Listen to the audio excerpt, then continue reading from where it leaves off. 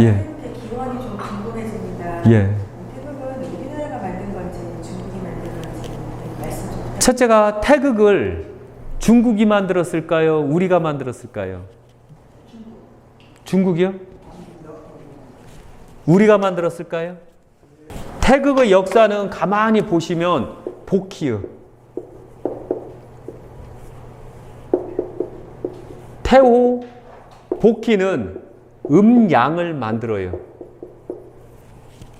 그리고 태극은 문왕과 주왕이 만들어요. 태극 괴는요. 괴라고 하죠. 괴. 그런데 태극은 원래부터 있었어요.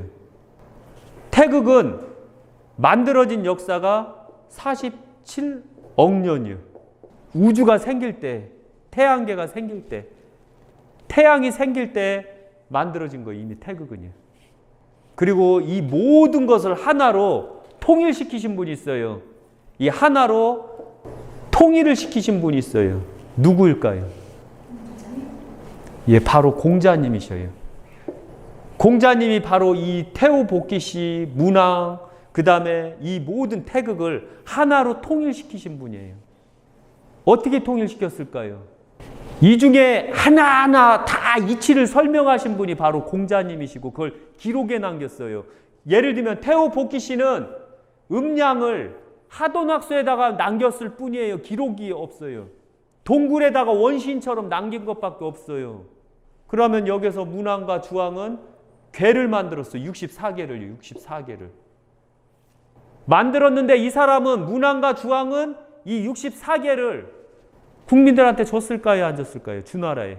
안 줬죠. 그런데 이때 보면 문왕과 주왕은 한족이에요. 복귀씨도 한족이에요. 곧 한족은 중국이에요. 중국. 한족은 중국이에요. 나머지는 중국이 아니에요. 우리 같은 민족이고. 그러면은 여기서 보면 공자님은 12익을 남기셨어요. 12익을 원래 12익이 있는데 여기서 보면 12익이라는 주역이 있어요. 그런데 여기서 보면 공자님이 몇 익을 남겼을까요? 공자님은 10익을 남겼어요. 10익. 공자님은요. 그러면 복귀씨하고 문왕과 주왕 이 세 사람이 합쳐서 2익을 만들었어요. 2익. 아주 단순한 2익. 그것도 얼마 안 돼요. 그게 분량이. 그런데 공자님은 상전, 계사전 이런 형태로 엄청나게 많은 12익을 남기신 거예요. 그런데 공자님이 어느 나라 사람이라고요? 공자님은 은나라 사람이에요. 원래 은나라 왕족이셨어요. 은나라를 옛날에 상나라라고 했어요. 그래서 상나라, 은나라는 잘 안 나와 이름이. 상나라로 나올 거예요. 그걸 은나라라고 하는 거예요. 그리고 은나라 분이시고 은나라 왕족이시고 주나라가 바로 은나라를 멸하고 공자님 가문은 7대 동안 주나라에서 벼슬을 하지 아니하고 노나라로 망명했어요. 노나라로 망명한 다음에 순양홀, 공자님 아버님 함자가 순양홀이셔요. 순양홀께서는 기행을 가시다가 한족의 천안 무당집에서 기거를 해요. 그때 당시 공자님 아버님 연세는 59세셨어요. 59세, 60세라고도 해요. 그때 항시 귀족이 오면 천안 집안에서는 그 어린 여자를 수발동이로 들여보내요. 그때 안진쟁님이 9살이었어요. 그때 수발 들면서 관계를 가졌고 그때 바로 공자님이 태어나셨어요. 그래서 순양홀께서 공자님이 태어날 때 나이는 60에서 61살에 태어나셔요. 이 공자님은 엄연히 공시족부에도 그렇게 나오지만 중국 역사서에 엄연히 사마사기에 나와요. 나는 은나라 왕족이었고 나는 동이족이었다. 그래서 나는 동이가 그립다라고 하셨거든요. 그런데 여기서 보면 공자님께서 10익을 남겼어요. 노나라가 남긴 건가요? 아니면은 동이족이 남긴 말인가요? 동이족은 누구네 거죠? 바로 우리 몽골 반점이 있는 우리 민족이라는 얘기예요. 노나라에서 비록 공자님이 이걸 만들었지만 12익을 만들었지만 바로 공자님은 동이족이셔요. 그러면 태극을 중국이 만들었을까요? 우리가 만들었을까요? 우리 핏줄이에요. 공자님은 우리 핏줄이에요. 그래서 걔들이 바로 중국이 공자님을 안 뺏기기 위해서 동국궁정을 하는 거예요. 왜? 은나라도 지들 중국 나라다. 왜냐하면 한족이 세운 나라다. 이렇게 하는 거예요. 고구려도 중국의 속국이었다. 말이 안 되잖아요. 엄연히 고구려 누구네 땅이요? 그럼 은나라가 누구네 땅이요? 금나라가 누구네 땅이요? 청나라가 누구네 땅이요? 청나라 중국 땅 아니요. 청나라는 엄연히 여진족이 세운 나라예요. 여진족은 우리 같은 민족이에요. 금나라도 여진족이 세운 나라예요. 같은 나라예요. 원나라는 어느 나라가 세웠을까요? 중앙몽골이 세웠지요. 몽골리안, 우리 같은 민족이에요. 우리 같은 민족은 흉노족, 서몽골리안, 중앙몽골리안, 동몽골리안이 우리 바로 같은 민족이에요. 심지어는 안동김씨, 신라계들은 대다수가 보면 바로 흉노족이 선조님들이셔요. 낙랑국이 바로 흉노족이 선조님이시고요. 같은 민족이에요. 심지어는 일본도 우리하고 같은 민족이에요. 백제가 패망할 때 백제의 귀족들은 다 일본으로 갔거든요. 그래서 일본 일왕이 우리 몸에는 이 한반도의 피가 흐르고 있다. 엉덩이에 홍반점이 있다. 일본 원래 원주민들은 엉덩이에 홍반점이 없어요. 일본에 가서 우리 민족인가 아닌가는 아기 때 엉덩이 까보면 다 나와요. 엉덩이 깠을 때 홍반점이 있으면 다 같은 민족이에요. 중국도 마찬가지. 중국 한족도 원래 홍반점이 없어요. 황인족인데도. 그런데 엉덩이 까서 홍반점이 있으면 아기 때 있으면 우리 민족이에요. 한족이라고 속이고 사는 거예요. 그래서 바로 이 태극 개나 이런 것을 모든 걸 완벽하게 설명하시고 기록으로 남기신 분이 바로 공자님이셔요. 아까 말씀드렸죠. 복기씨하고 문왕과 주왕은 기록으로 남겼을까요? 안 남겼을까요? 하도 낙서에 땡땡땡 몇 개 있는 거 기록 얼마나 되겠어요? 지들 멋대로 풀이하는 거에 남긴 거 아니에요. 문왕과 주왕은 자기 묘자리에 다 갖고 들어갔어요. 주간을. 그리고 나중에 공자님 제자가 얼떨결에 지키는 문직이나 다름없었어요. 그래서 주간을 갖고 태우다가 공자님한테 그 주간을 주니까 주간을 보니까 그게 바로 문왕, 주왕의 주간이었던 거예요. 그걸 열심히 공부하셔서 공자님은 바로 이 12익 중에 이 모든 12익을 태극을 남기신 거예요. 그러니까 바로 이것은 태극은 기록으로 보면 신예를 특허 낸 사람이 장땡이잖아요. 특허권이 있는 동안은 어떤 신도 그래서 바로 공자를 벗어날 수가 없었던 거예요. 만약에 당신네 신이 정확하게 당신네 거다라고 하면 바로 12익을 쓰지 마세요. 공자 거 쓰기 싫으면 2익만 쓰면 돼요. 문왕과 주왕과하고 복기씨 거만 쓰면 돼요. 2익만 쓰세요. 12익을 쓰지 마세요. 상정과 개사정 같은 거 쓰지 마세요. 그걸 안 쓰면 돼요. 그래 놓고서 공자님이 어떻네, 공자님 학자지 신이 아닌네 이지라라는 거예요. 모든 신은 바로 공자님 걸 쓰는 거예요. 그래서 바로 공자님이 모든 신 중에서 최상의 신이에요. 신들이 다 공자님 제자니까요. 왜? 공자님 걸 썼기 때문에 그런 거예요. 제 말에 토다는 사람 있으면 절대 12익 중에 2익만 쓰세요. 그럼 제가 뭐라고 안 할게요. 그래서 바로 태극이나 태극기는 다 우리가 만든 거라고 보시면 돼요. 그리고 이미 태극 모양이나 괴는 바로 모든 자연의 이치를 통달하는 자연스레 아는 거예요. 그리고 태극은 유럽에도 있고 북한에도 있고 한국에도 있고 미국에도 있어요. 왜? 바람이 있으면 태극이 있는 거예요. 불이 있으면 태극이 있고 나무가 있으면 태극이 있고 물이 있으면 태극이 있고 땅이 있으면 태극이 있는 거예요. 우주가 있으면 태극이 있는 거예요. 그래서 내가 어떻게 노력하느냐에서 나 자신이 바로 태극이라고 보시면 돼요. 그리고 괴는 그 주어진 환경이 바로 괴라고 보시면 되고요. 그래서 꼭 염두하세요. 이 괴는 주어진 환경이에요. 그리고 태극은 나 자신이고 나하고 화합하는 사람들. 대한민국은 괴지만 대한민국 국민은 태극이에요. 태극기 이치와 괴의 위치가 궁금합니다. 예. 현재 2019년 태극의 이치는 여기서 봤을 때 이 역행하는 형태. 그러니까 음과 양이 서로 어울려 역행한다. 역행한다는 건 곧 망한다라는 뜻이에요. 어제도 설명드렸지만 역행은 곧 망한다. 누가 말씀하셨죠? 공자님께서 말씀하시기를 순행자는 흥할 것이고 역행자는 망할 것이다.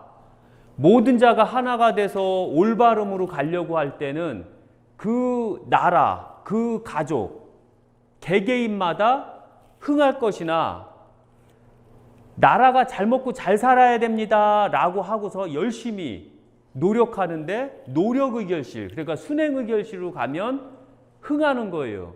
바로 이 태극은 방향에 따라서 힘을 하나로 모아서 노력하냐, 노력 안 하느냐, 그리고 방해를 하느냐, 방해를 안 하느냐의 차이로 보시면 돼요. 나라가 똑바른 상태에서 서로 화합해서 순행으로 가면 얼마든지 나라는 성공할 수가 있어요. 그러나 안타깝게도 나라가 똑바르지 못한 상태에서 국민들이 역행을 한다면, 역행이라는 게 뭐라고 그랬죠?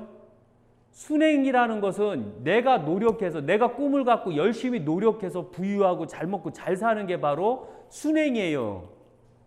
그런데 이 부유한 자를 노력은 안 하고 쟤는 어떻게 해서 부자가 됐어, 쟤는 어떻게 부자가 됐어 하면서 비꼰다던가 걔를 흙수제야 금수제야 하면서 내가 갖지 못한 부를 오히려 엉뚱한 형태로 그 불만 섞인 형태로 움직이는 게 바로 역행이에요.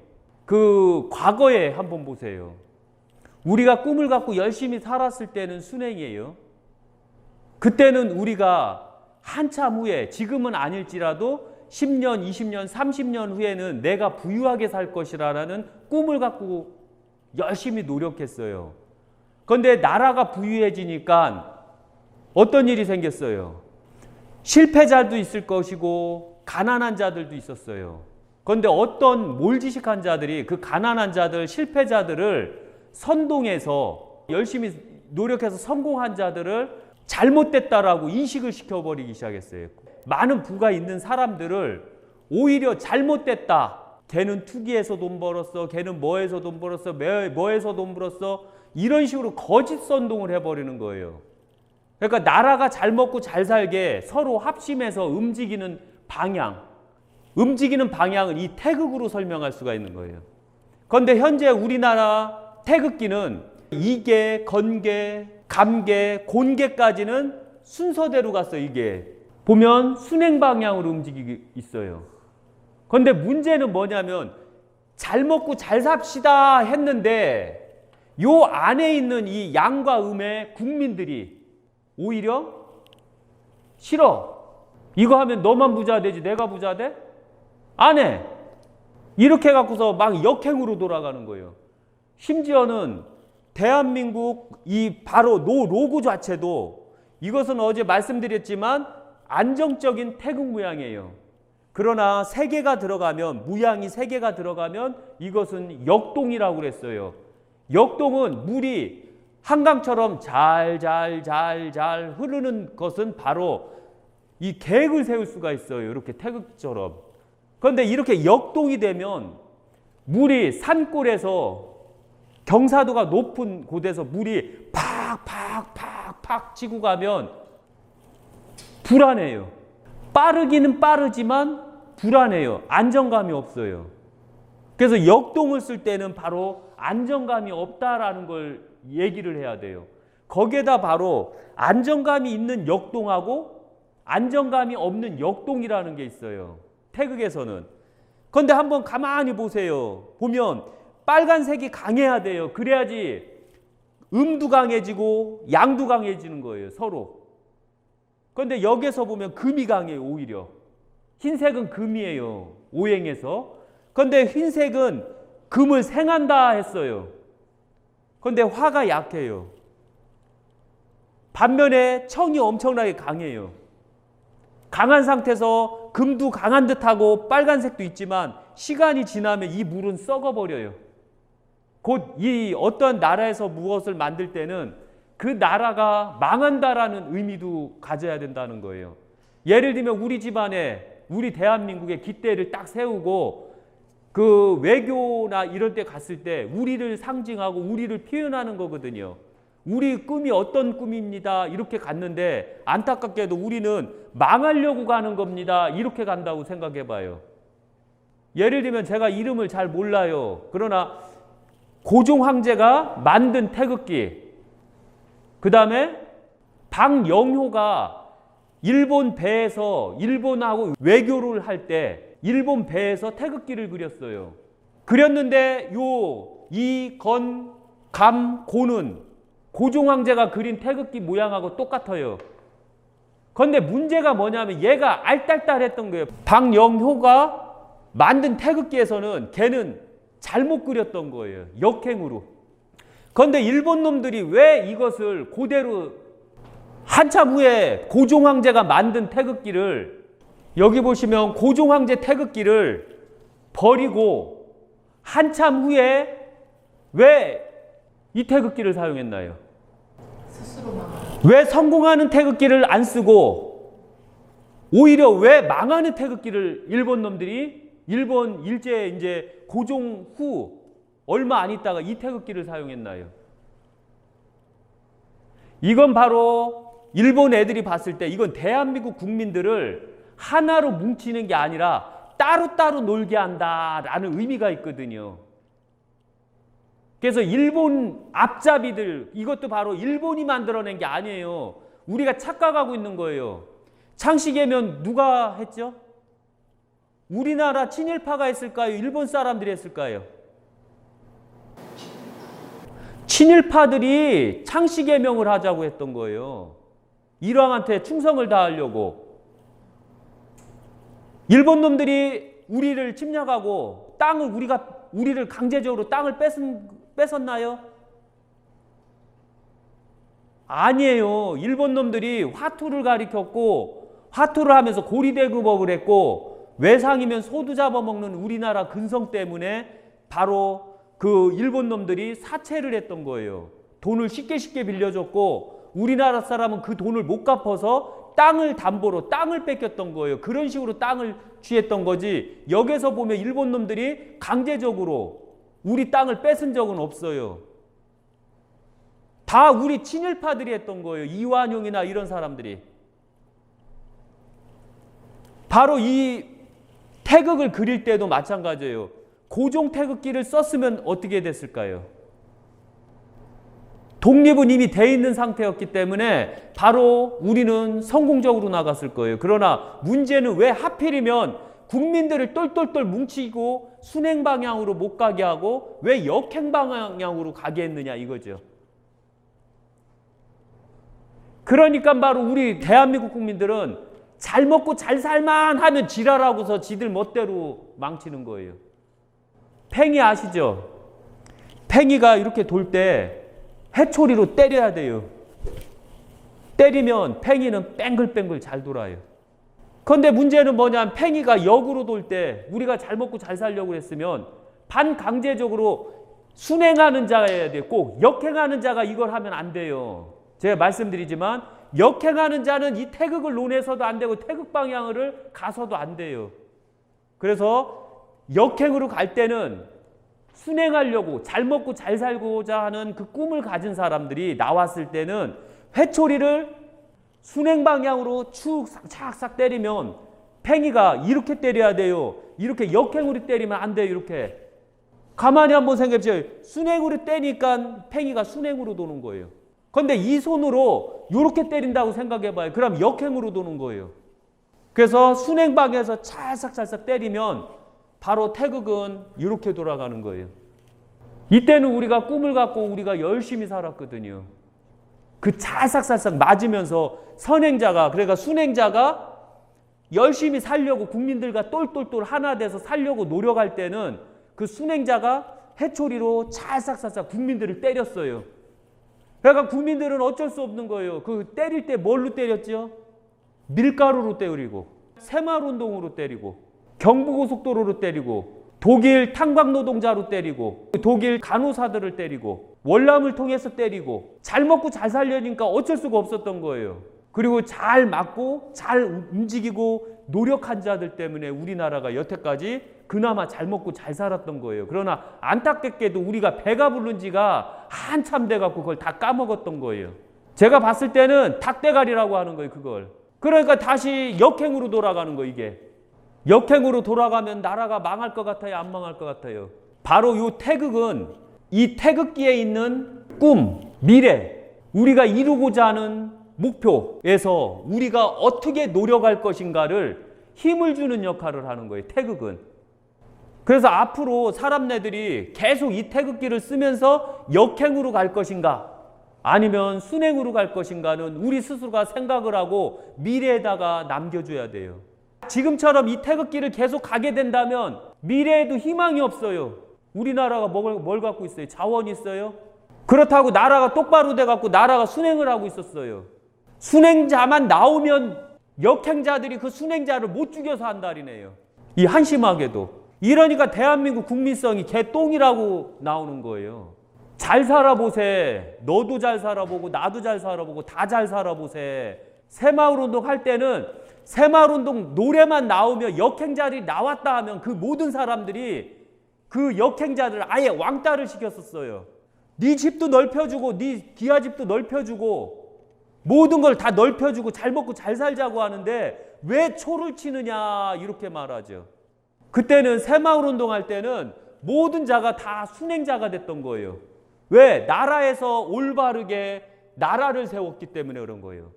그리고 나라에서 100년, 1000년 동안 못 살았던, 굶주리고 못 살았던 대한민국 국민을 살리기 위해서 순행을 만들었던 거예요.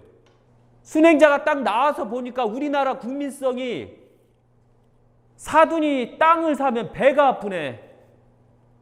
누가 잘하면 배가 아파서 걔를 꼬지지어지네.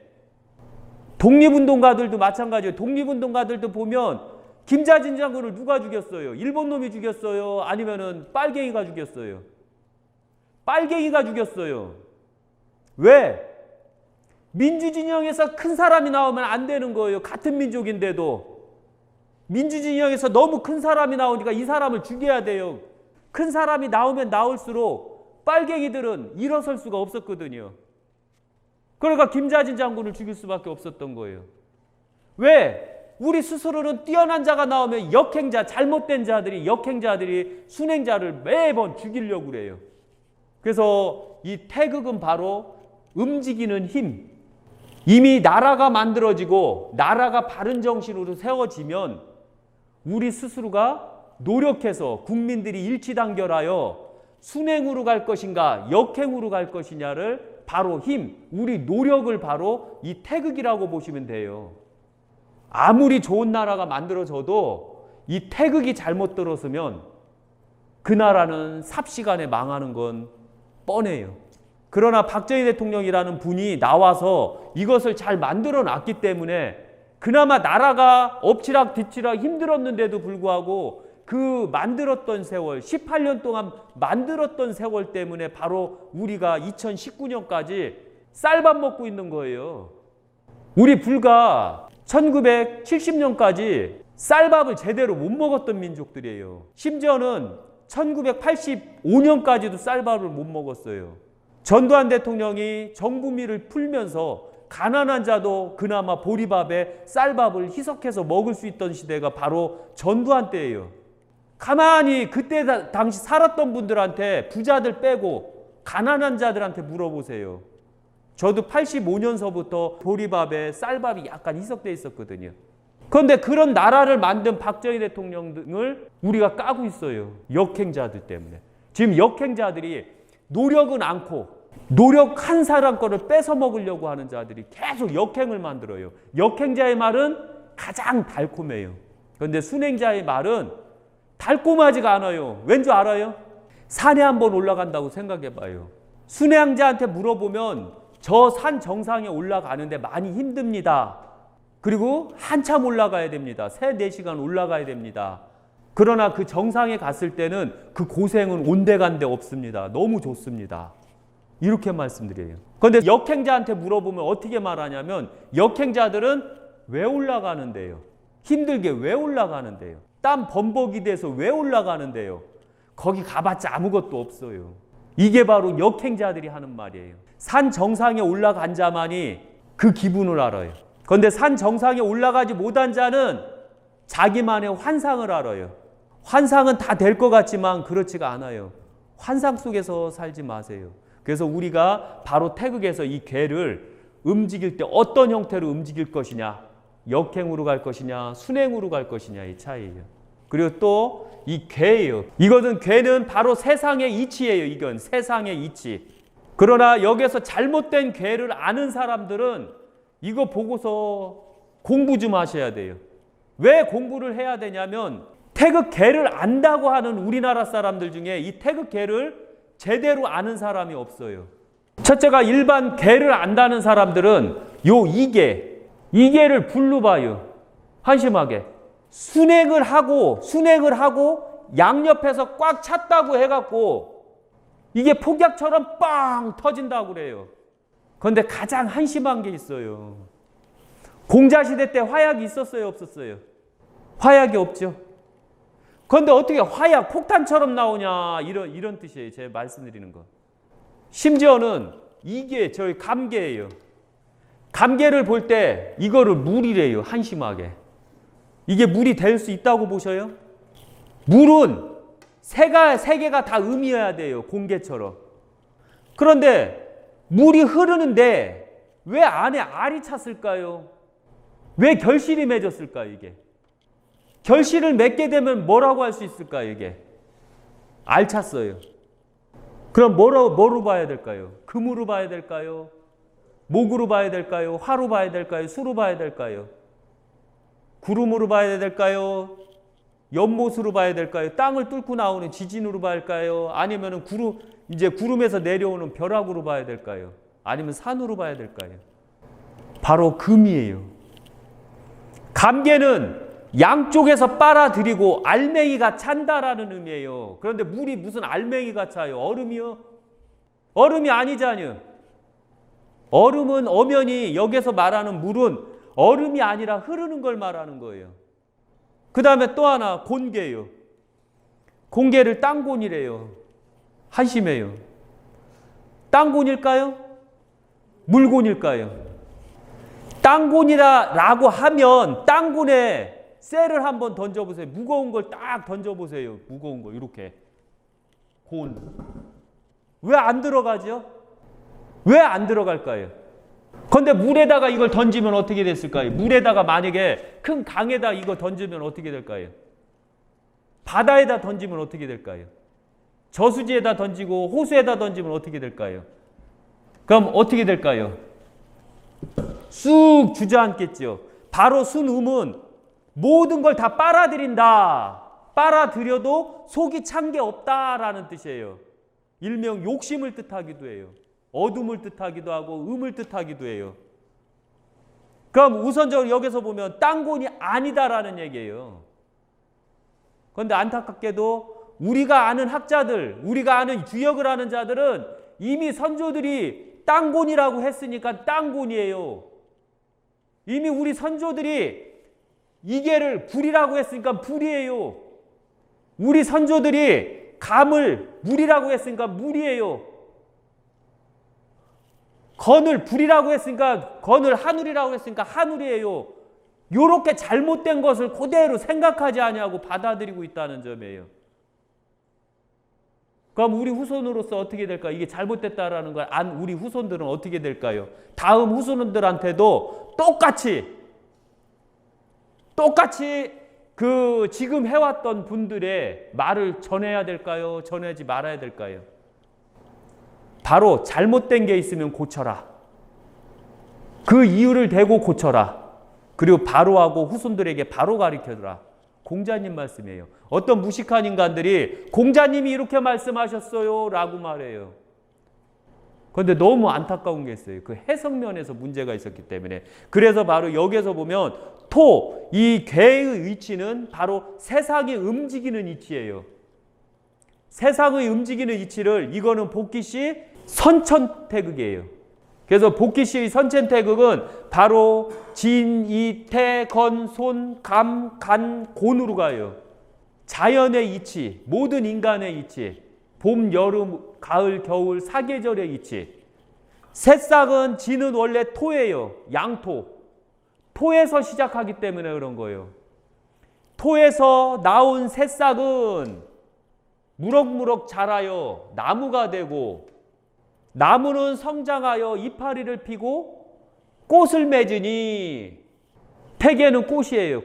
꽃봉오리예요. 꽃이 만발하여 건개가 되고, 만발한 그 시간은 길어봤자 15일, 한 달이에요. 만발하였고 꽃잎은 떨어지니 어디로 떨어지죠? 땅으로 떨어지죠. 땅으로. 여기서 말하는 땅은 혈이에요. 혈 자체는 나 자신이에요, 원래. 신예로 이 태극은 바로 내가 이렇게 서 있었을 때의 나 자신이에요. 이 태극 자체가. 결혼을 했으면 내 배우자고, 자식 있으면 내 자식이에요. 그러니까 이 바로 이 태극 모양은 남자, 여자로 보면 돼요. 쉬운 얘기로.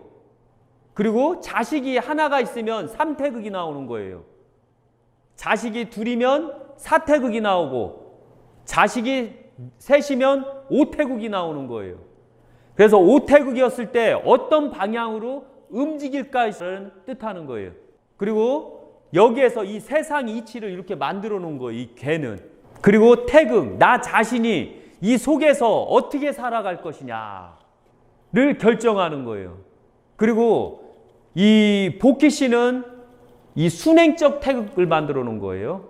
그런데 문왕과 주왕은 전술에 쓰기 위해서 전술 태극을 만든 거예요. 그걸 바로 후천 태극이라고 그래요.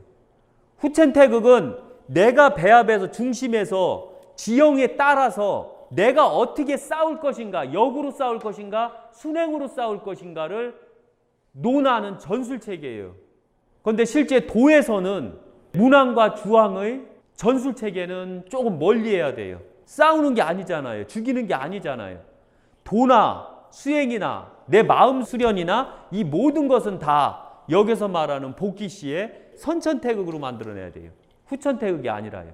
그리고 이 태극은 바로 여기서 말하는 대로 진, 땅을 뚫고 나온다 해서 지진으로 통하기도 해요.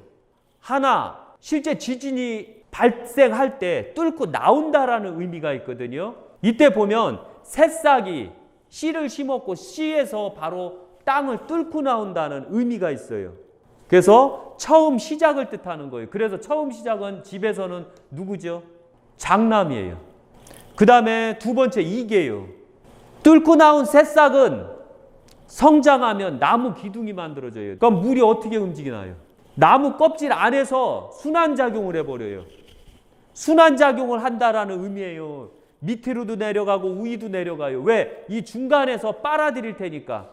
그래서 나무를 뜻하는 거예요. 그 다음에 태계는 자체적으로 연못을 뜻하기도 해요. 70%를 꽉 담았다라는 의미예요. 정확하게 말하면 65% 정도를 꽉 물로 담았다라는 얘기예요. 그러면 연못을 뜻하기도 해요. 연못이 온갖 물을 다 담아놓는 에너지 덩이거든요. 연못 자체가. 그런데 그 연못이기 때문에 나무에서 연못은 어디일까요? 나무의 연못은 바로 꽃이에요. 꽃봉오리가 연못이에요. 그래서 바로 꽃봉오리를 만들었다는 뜻이에요. 그리고 꽃이 서서히 피려고 하는 시점이에요. 그리고 건은 태양을 뜻하는 거예요. 이게 하늘이 아니에요. 하늘은 양과 음이 바뀌어요. 왜일까요? 이건 엄연히 순양이라고 했어요. 그런데 왜 건뒤에는 순양이라고 해놓고 왜 바뀔까요? 생각 안 해보셨죠? 이게 주역하는 사람들이 마찬가지 이 생각 자체가 없어요. 조상들이 이렇게 했으니까 이렇게 가야 돼. 저렇게 했으니까 저렇게 가. 이런 게 어디 있어요? 올바른 조상한테 배웠어야지. 잘못된 조상들한테 배워놓고 그게 바로 옳다라고 뻥을 치고 다니는 거예요. 그러면은 하늘에 떠있는 순양은 뭐가 될까요? 밤이 없어야 되잖아요. 하늘이면 만약에 개를 사용하고 주역을 하는 사람들이 건을 하늘이라고 했을 때 하늘이 무슨 양만 있어요. 음도 있지. 어두우면 음이고 밝으면 양 아니에요. 그런데 그 밝을 때 360을 맨날 밝을 때가 언제예요? 그것은 바로 태양을 뜻하는 거예요. 태양은 바로 만개했다는 뜻이에요. 더 받아들일 게 없다. 그래서 꽃을 보면 받아들일 게 없는 거예요. 꽃이 만개할 때 받아들이는 거 봤어요? 특히 예를 들면 벌을 한번 생각해 봐요. 벌이 꽃봉오리가 약간 필 때는 벌들이 엄청 들락날락거려요. 왜일까요? 꿀을 다 따먹기 위해서요. 그래서 꿀이 이때 가장 많은 거 아니에요. 그래서 바로 꿀을 담아놨다고 해갖고 그래서 태계를 연못과 같다라고 하는 거예요. 그런데 여기서 보면 건개에는 벌이 있을까요? 없을까요? 왜 없을까요? 꿀을 다 따먹었잖아요. 따먹으니까 할 일이 없잖니. 얘가 더 만개해서 벌들을 꼬시는 거예요. 더 꼬셨는데 딱 와서 보니까 꿀이 없는 거예요. 그냥 가자니요. 뭘 남기고 가죠?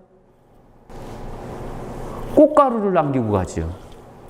그럼 순환작용해서 이제 만개했다가 이제 늙는 거예요. 뚝 떨어지죠. 이때가 바로 손개예요. 손개는 구름이에요. 양적인 듯 하나 음적인 부분에서 땅으로 물을 내린다는 뜻이거든요. 그러니까 하늘에서 다 있고 건기에서 다 있고 떨어지는 걸 바로 손개에 비교해요. 그래서 이것을 바로 음토라고 하는 거예요. 힘이 없는 것, 힘이 있는 것. 토에서는 바로 진개는 토고 손개도 토예요.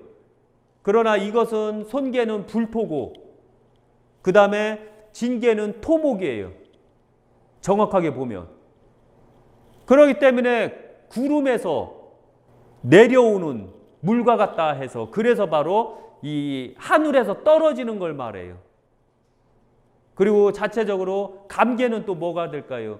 감개는 바로 금이에요. 열매예요. 열매가 이제 꽃잎이 다 떨어지면 열매가 쬐그만한 게 이렇게 열리죠. 그러면 계속 주변을 계속 빨아들이는 거 영양분을 쭉쭉쭉 빨아내서 열매를 이렇게 두껍게 연글죠. 이 두껍게 연그는 과정이에요. 그 다음에 감개는 산을 뜻해요. 빨아들이니 울퉁불퉁하다 해갖고 바로 감개를 산이라고 하는 거예요. 그런데 여기서 보면 감개를 보면 감개는 다 빨아들이는데 열매를 본다면 열매가 완전히 익은 거예요. 완전히 익어서 땅에 떨어진 열매를 말하는 거예요. 이제 딴 열매를 말하는 거예요. 감개는 나무에서 자라고 있는 열매. 감개는 이미 다 익어서 딴 열매를 말하는 거예요. 딴 열매는 어떻게 될까요? 먹지 않으면 썩어서 물이 돼서 씨만 남는 거예요. 그리고 이 물은 다시 곤개가 되는 거예요. 씨는 그대로 유지하고 그리고 봄이 되면 다시 진개에서 나오듯이 이파리를 피죠. 바로 이 순환과정을 표현했던 거예요. 세상의 순환과정, 봄, 여름, 가을, 겨울 순환과정. 그래서 보면 풍수학을 따질 때는 건개가 북이에요. 풍수를 따질 때는. 그리고 건개가 주작이에요. 그 다음에 우백호는 이개가 우백호예요. 그리고 감개가 자청룡이고 곤개가 현무예요. 혈은 나 자신이에요. 이 모든 거에 도움을 받는 이 중심이 바로 나 자신이에요. 그래서 여기서 보면 혈은 바로 나 자신이에요. 내가 어떻게 하느냐에 따라서 내가 어떤 능력을 갖느냐에 따라서 이것을 다 쓸 수 있는 자가 되느냐 쓸 수 없는 자가 되느냐가 결정되는 거예요. 세상 이치를 나 자신이 내가 열심히 노력해 이 순환대로 순행으로 열심히 노력하면 나는 이 결실도 얻을 것이고 희망도 얻을 것이고 모든 걸 다 얻어요. 그리고 자청룡에서 현무, 그 다음에 혈, 그리고 우백호에서 보면 호수가 되는 거예요. 용수하고 호수가 틀려요. 풍수학적에서 보면. 호수는 주작의 옆에 있어요. 항시. 용수는 간개의 앞자리에 있어요. 용수. 그 다음에 계절로 보면 곤개가 겨울이에요. 그 다음에 이개가 봄이고요. 그 다음에 건개는 여름이에요. 그 다음에 감개는 가을이에요. 왜? 곤개에서 시작한 열심히 노력하는 거예요. 이게는 집중을 갖고 열심히 노력하는 거거든요.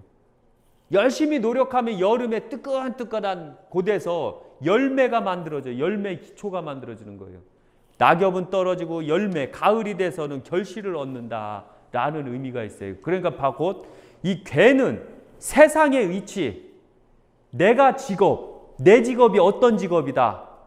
그 중에서 나 자신, 나 자신이에요. 나 자신이 이것을 어떻게 움직이면서 세상을 만들어가고 직업을 만들어 나가고 그 다음에 내가 어떤 형태의 환경을 갖고 있는가를 말을 해주는 거예요. 여기에서 바로 내가 노력하는 데서 나 자신이 어떻게 노력하는 야에 따라서 바로 이 움직임이 만들어지는 거예요. 그래서 태극과 개를 보고 정확하게 설명을 할 줄 알아야 돼요. 가장 기본이 한번 생각해 보세요. 곤을 땅곤이라고 해요. 이런 사람 믿지 마세요. 이거 제가 봐도 진짜 무식한 사람들이에요. 순음이에요. 순음. 순음은 뭐예요? 어둠이잖아요. 어둠이 밝아요? 1m만 가고 2m만 가고 3m만 가고 100m 가면 안 보이는 거예요. 이게 어둠은. 왜? 다 빨아들였으니까. 그런데 순양은 뭐냐 이거죠. 꽉 찼잖아요. 환하잖아요. 100m, 200m 다 보여요. 눈만 좋으면은 한 5km도 보여요. 이게 바로 순양이에요. 그래서 요대로 가면 요걸 정확하게 파악한다면 이제 여기에서 나타나는 게 있어요. 그럼 그대로 간다면 너무 좋겠죠. 그래서 요 형태로 내가 어떻게 노력할 것인가를 어렸을 때부터 계획을 세우는 거예요. 이게 계획표예요. 이게 시간표고. 내가 꿈을 갖는 거예요. 꿈을 갖고 노력을 어떻게 할 것이고 성과를 어떻게 얻을 것인가를 이 괴로서 만들어내야 되는 거예요.